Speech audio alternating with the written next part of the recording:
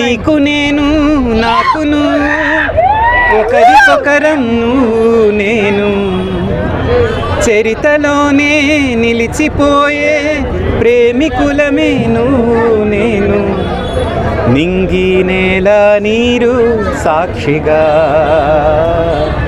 కొండ కోన వాగు సాక్షిగా.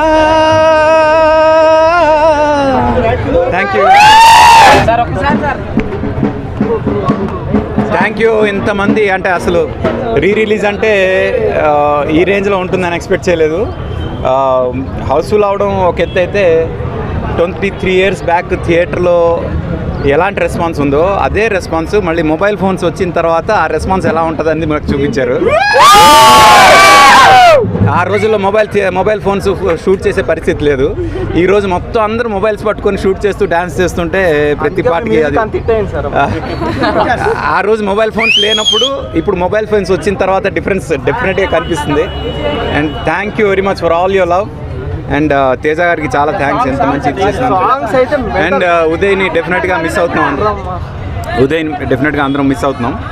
తను ప్రతి ఫ్రేమ్లో తన ఎనర్జీస్ ప్రతిదీ చూస్తుంటే అయ్యో ఎలా తను ఇంత తొందరగా వెళ్ళిపోయాడు అనే ఫీలింగ్ అయితే వచ్చింది.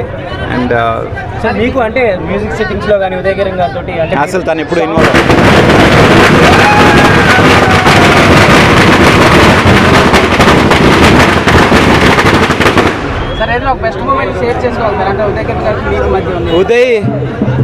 ఉదయ్ ఆడిషన్కి ఫస్ట్ టైం చిత్రం సినిమాకి వచ్చినప్పుడు ఆడిషన్లో నేను కూడా ఉన్నాను.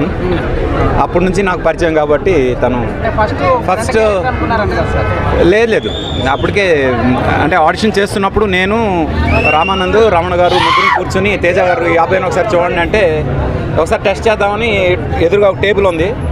ఒకసారి అక్కడి నుంచి ఆ టేబుల్ మీద జంప్ చేసి అలా వెళ్ళిపోవంటే టక్కడే జంప్ చేసి వెళ్ళిపోయాడు. డబ్బులు తగులుతాయా ఏంటో ఏమీ ఆలోచించలేదు. అసలు అంత కేర్లెస్గా ఎలా వెళ్ళామంటే సార్ మీరు చెప్పారు నేను చేశాను అంతే. నేను హీరో అవ్వాలని వచ్చాను, మీరేం చెప్తే అది చేస్తానని చెప్పాడు. అప్పుడే అర్థమైంది వీడు చాలా పెద్ద స్టార్ అవుతాడని. చూపించాడు అయ్యి.